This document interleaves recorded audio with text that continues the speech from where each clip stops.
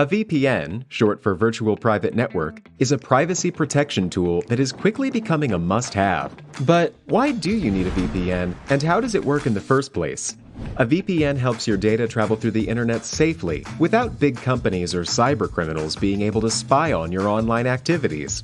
Also, a VPN swaps the real location of your device with a new one. This way, you can virtually travel to any country around the globe. So, who can benefit from a VPN? If you're worried about your online privacy, a VPN makes sure your identity and private information are not exposed when you go online. If digital security is your top priority, a VPN gives a nice additional layer of security. It encrypts your data so nobody could see what you send and receive. If you are a human rights activist whose freedom of speech is restricted, a VPN helps you to bypass censorship and speak to the world. Or, if you're on holiday in another country, with a VPN, you can bring your home entertainment anywhere you go. Here's a pro tip. Check out Surfshark VPN. It has everything you need in a premium VPN, awesome speeds, and industry-leading protection that covers all of your devices. All you have to do is click Connect. Secure your digital life and enjoy everything good that the internet has to offer with a VPN you can trust. Click link in the description and get 81% discount for your first order. Priming the wood. Wood, ming the wood, ming the wood, ming the wood. The wood, ming the wood, wood, the wood, ming the wood, wood, ming the wood. Buy a square of smooth, pressure-treated plywood. Since you will be painting on your plywood, you want it to have a smooth texture. Signboard is a great option, but if you can't get it, sanded plywood or medium-density fiberboard will also work. A common size is 4 by 4 feet 120 by 120 cm, but you can make your barn quilt whatever size you want. A smaller one is an easy way to start. A lumber yard or a home supply store are good places to look for plywood. Work in a well-ventilated spot and protect the floor with drop cloths. Do your priming and painting outside or in an open garage. Lay down drop cloths to protect the floor if you are painting on the ground. You can also put your plywood on top of sawhorses or on a work table. If you don't have ventilation when you paint, the paint fumes can be really harmful. Apply exterior latex primer to the plywood with a roller. Pour primer into a rolling tray and dip your paint roller into it. Rub the paint roller along the plywood in smooth, even strokes. It's important to use an exterior primer, since barn quilts are normally hung outdoors. Let the primer dry and apply a second coat.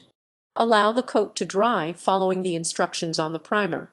Different kinds of primer will take different amounts of time to dry, so check the instructions on your can of primer to figure out how long you need to let it sit. Then paint on the second coat just as you did the first one. Let the primer dry again.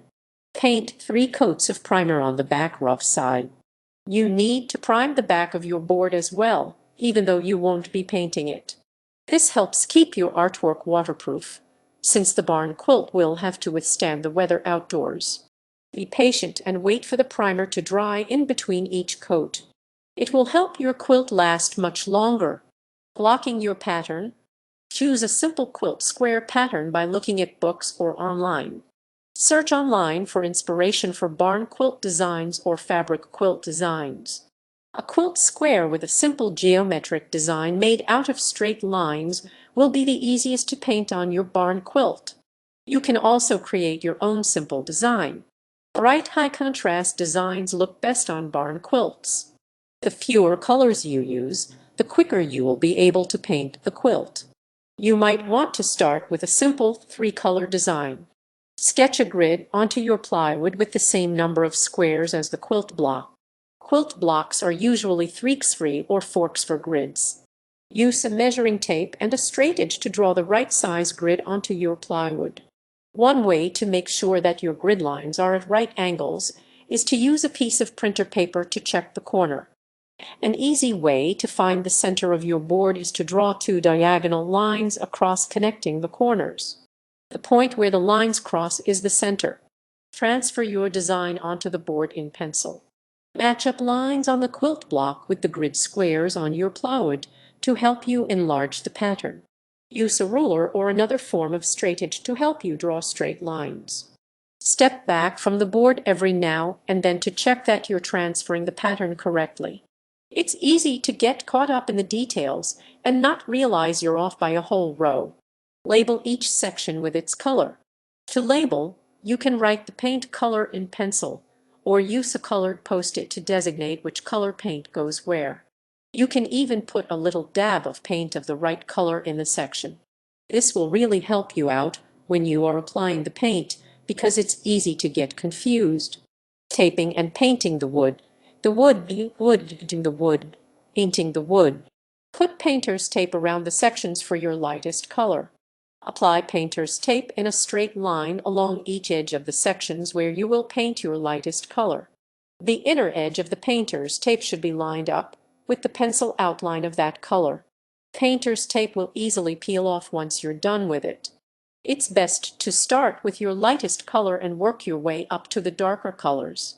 The tape helps you paint smooth, straight lines. Make sure the tape is tightly attached to the plywood. Cut corners and points in the tape with a razor. If you have two overlapping pieces of painter's tape at a corner, you can cut them away to make a sharp point. Line up your straight edge where you want to make the cut and cut the tape with a razor blade or X-Acto knife. Then, peel off the bit of tape you sliced to reveal a sharp corner. Be very careful with the blade.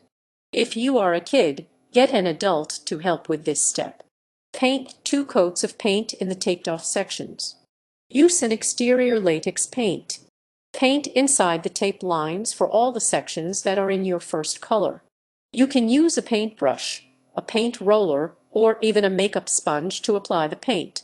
Paint right up to the tape line and a little bit on top of the tape. That way you'll have a crisp, full block of color. You don't have to wait for your paint to totally dry before giving it a second coat, just leave it for a few minutes. Peel off the tape immediately after applying the second coat. You should peel off the tape while the second coat of paint is still wet, so that it leaves behind a smooth line. Peel slowly and carefully to avoid smudging. Don't worry if there are a few spots where the paint bled through the tape, because you will touch up those spots at the end. Remember to let the paint dry thoroughly before you put more tape down.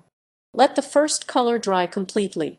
It may take about an hour or more for your paint to dry, so leave your barn quilt be and go do something else to keep yourself occupied.